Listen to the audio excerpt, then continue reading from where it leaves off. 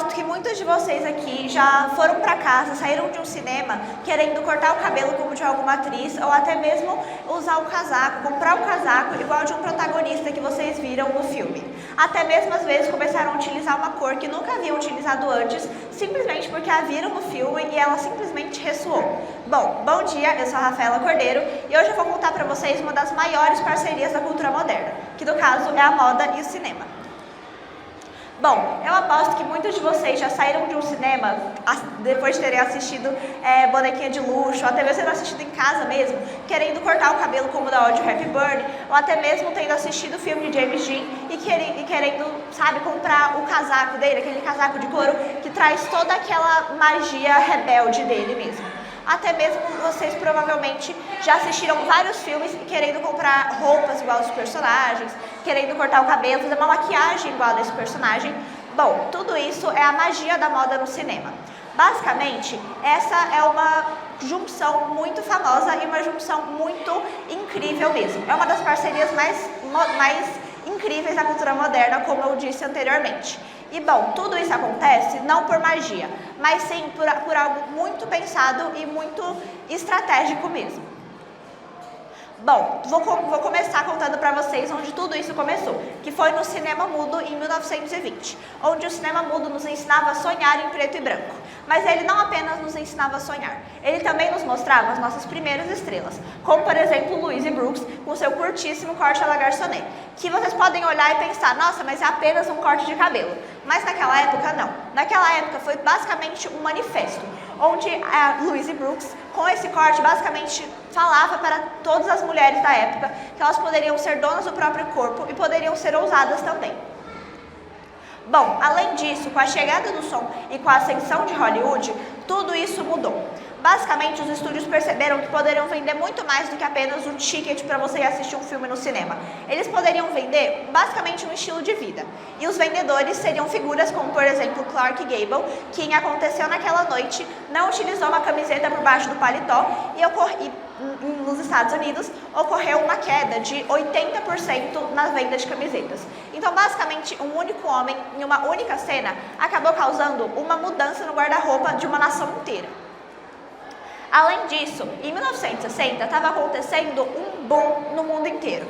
Estavam acontecendo várias revoluções e a tela do cinema foi basicamente onde essa revolução foi pintada. E vocês podem muito bem perceber como Audrey Hepburn, com a sua elegância, o seu minimalismo e tudo isso, acabou causando um boom em uma série de pessoas.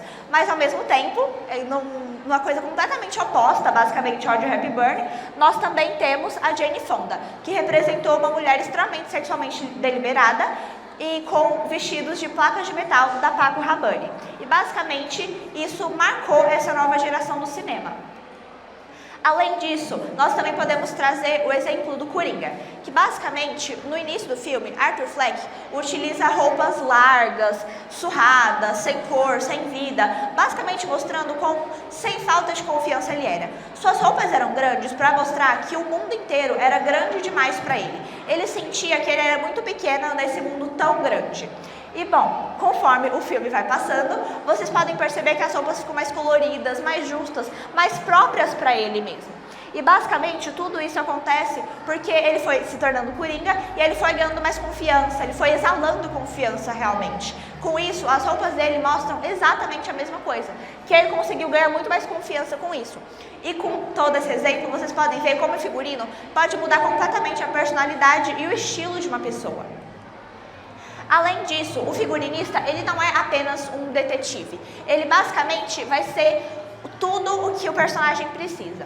Basicamente, ele vai olhar para o personagem e pensar onde ele faz as suas compras. Ele realmente se importa com a moda? Ele compra roupas onde? Entende? Ele compra roupas caras, ele compra roupas baratas. Como é o passado desse personagem? Para que ele possa transmitir tudo isso na roupa dele. Porque, querendo ou não, vamos ser sinceros, não faz sentido um personagem, por exemplo, que vem de uma realidade mais humilde, aparecer na tela utilizando Yves Saint Laurent. Isso não faria o menor sentido. Então, basicamente, esse é o papel do figurinista. É olhar para a história e para a característica do personagem e realmente pensar em tudo que ele faria. Então, basicamente, eles vão a brechós, eles fazem parcerias com estilistas justamente para procurar qual seria a peça-chave que dará toda a vida a esse personagem. E bom, no cinema internacional, a moda ocorre dessa maneira. Audrey Hepburn e Givenchy são um casal perfeito, um casal minimalista, assim como Yves Saint Laurent com Catherine Deneuve. E bom, mais recentemente nós também temos Wes Anderson e, como vocês podem ver aí, traz uma estética mais vintage, que não é tão vista hoje em dia. Traz uma estética vintage, mais infantil, que é algo que a gente não vê com tanta frequência. Bom, agora vamos olhar para o nosso cinema nacional. Eu acho que muitas vezes a gente tem essa mania de olhar muito para o internacional, entende? De não valorizar a nossa própria cultura. E eu acho que isso é muito errado, porque querendo ou não, a nossa cultura é igualmente rica e igualmente potente. Então, bom, primeiramente eu gostaria de falar de Bonitinha Mas Ordinária, que mostra claramente a opressão e a aristocracia nas suas próprias roupas. E mostram muito também da diferença de classes. Com isso, nós também temos Dona Flor e seus 7 maridos, que também, as roupas de Sônia Braga são basicamente um personagem por si próprio. Eles não precisam muito daquela atuação dela, obviamente ela entrega atuação, mas as roupas, elas basicamente falam por si só. E as roupas, acho que todos aqui sabem, mas traz muito desse kit glorioso sexual dela. Além disso, eu também gostaria de falar de O Auto da Compadecida e fazer uma pergunta para vocês. Basicamente, o que vocês acham se vocês forem assistir o Auto da Compadecida pela primeira vez e o que vocês vissem fossem, em vez de roupas do sertão e coisas do tipo, vocês vissem roupas de escritório? Entende? Ternos e gravatas. Isso não faria o menor sentido, não está correto? Então, exatamente por isso que é tão importante a gente pensar no figurino na hora do cinema. A gente não pode pegar o filme como o Auto da Compadecida e simplesmente colocar roupas formais neles, porque o filme praticamente perderia o sentido. Bom, agora eu vou falar um pouco de Zuzu Angel, que basicamente ela foi uma heroína da nação na época da ditadura militar. Acredito que muitos aqui sabem quem ela é, mas caso não saibam, eu vou dar uma breve explicação. Basicamente, a Zuzu Angel foi uma estilista que, na época da ditadura militar, ela era relativamente famosa e, basicamente, o seu filho foi levado dela. Ele foi morto pelos militares. E, basicamente, durante todo esse processo, ela queria denunciar o que estava acontecendo aqui no Brasil para os outros países. Então, dessa maneira, ela utilizou das roupas como uma denúncia mesmo. Ela pintava passarinhos enjaulados e coisas do tipo para realmente mostrar a ditadura militar que estava acontecendo no Brasil na época para fora do Brasil. Para realmente uma denúncia, realmente um ativismo político da parte dela. Tudo isso para meio que vingar o seu filho, vamos se dizer assim. E com isso a gente consegue perceber que a moda é muito mais do que apenas futilidade, porque eu acredito que muita gente aqui vê a moda como realmente algo fútil, sendo que não é verdade. A gente pode ver como Zuzu Angel, que ela utilizou da moda como uma maneira de realmente trazer uma vida e trazer uma denúncia realmente para fora do país, para perceberem o que estava acontecendo. Então, assim como a moda pode ser futilidade, igual muitos acreditam, ela também pode ser um ativismo político. Bom, agora eu vou falar um pouco do fenômeno Barbiecore, que basicamente, acredito que muitos de vocês já tenham assistido o novo filme, não é novo agora, né? Mas o último filme lançado da Barbie.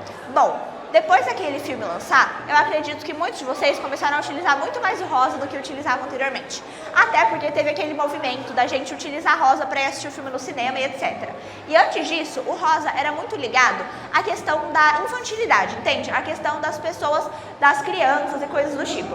E esse filme veio para realmente nos mostrar que basicamente qualquer pessoa pode utilizar o rosa e desmistificar essa questão de o rosa ser tão infantil, vamos se dizer assim. Então, basicamente, essa questão de marketing todo do Barbiecore foi realmente um statement de 360 graus que mudou completamente toda a nossa visão, né, sobre o rosa choque.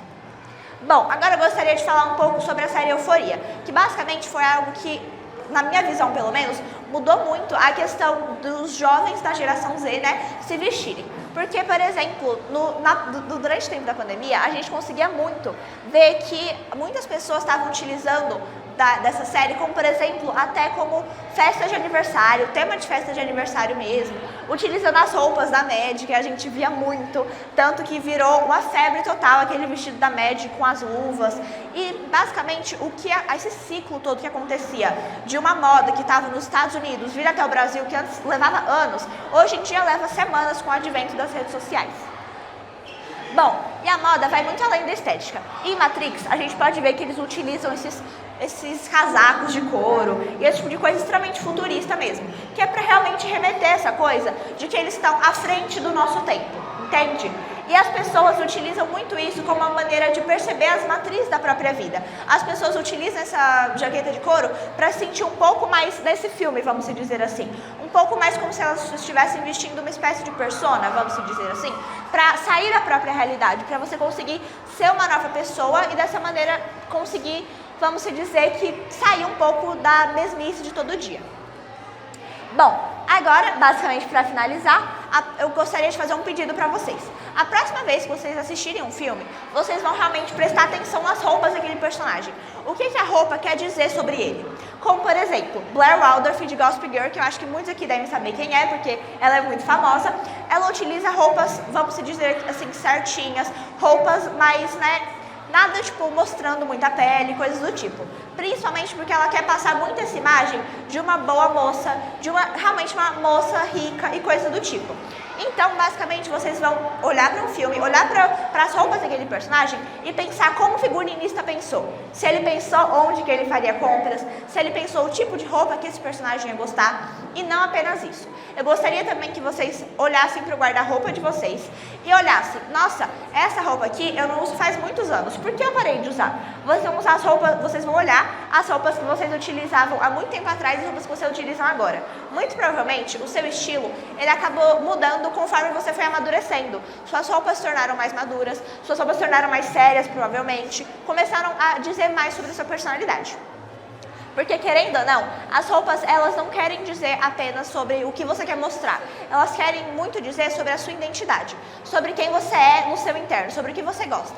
Por exemplo, se eu estivesse aqui agora utilizando uma camiseta de uma banda do Nirvana. Muitos de vocês aqui não me conhecem, muitos de vocês aqui não saberiam que eu gosto dessa banda. Porém, comigo utilizando essa camiseta, vocês saberiam que eu gosto disso. Então, basicamente, a moda é realmente algo para mostrar para vocês como que eu me sinto, como que nós nos sentimos, como que nós nos identificamos e como que nós queremos nos mostrar para a sociedade.